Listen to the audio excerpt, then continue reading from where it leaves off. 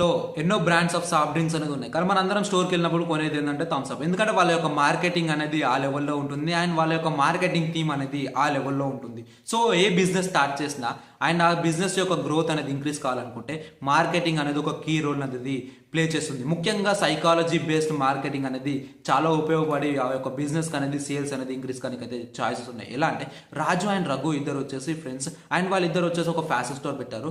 And రాజు ఒక corner of the city పెట్టాడు, రఘు ఇంకో కార్నర్ ఆఫ్ ద సిటీ పెట్టారు. కానీ రఘు యొక్క సేల్స్ అనేది ఆటోమేటిక్గా ఇంక్రీజ్ అయ్యాయి అండ్ రాజు యొక్క సేల్స్ అనేది అంతంత మాత్రంగానే ఉన్నాయి. కానీ ఇద్దరు పెట్టిన ఆఫర్ అనేది కొంచెం సేమ్ ఉంటుంది. కానీ రఘు అనేది సైకాలజీ బేస్డ్ మార్కెటింగ్ అనేది చేశాడు. ఎలా అంటే రాజు వచ్చేసి ఒకే 1000 రూపాయలకి సేమ్ ఒక 1000 రూపాయలకే సేమ్ క్వాలిటీ ఆఫ్ ప్రోడక్ట్ కాబట్టి ఒక పాయింట్ ఒక షర్ట్ అనేది 1000 రూపాయలకి ఇస్తున్నాడు. అండ్ రఘు ఏం చేశాడంటే అదే షర్ట్ అదే పాయింట్ ప్లస్ ఒక ఫ్రీ అని పెట్టి ఒక క్యాప్ అనేది అడిషనల్గా యాడ్ చేశాడు.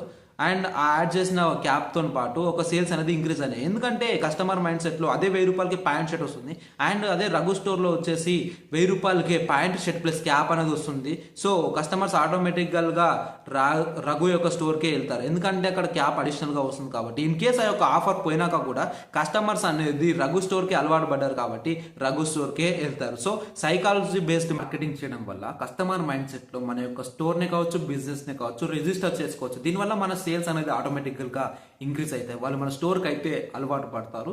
సో మన సేల్స్ అనేది లాంగ్ టర్మ్లో కూడా పెరగడానికి అయితే చాలా ఛాయిసెస్ ఉన్నాయి. మంచి కంటెంట్ కావాలంటే మన ఇన్స్టాగ్రామ్ పేజ్కి అయితే ఫాలో కొట్టేసి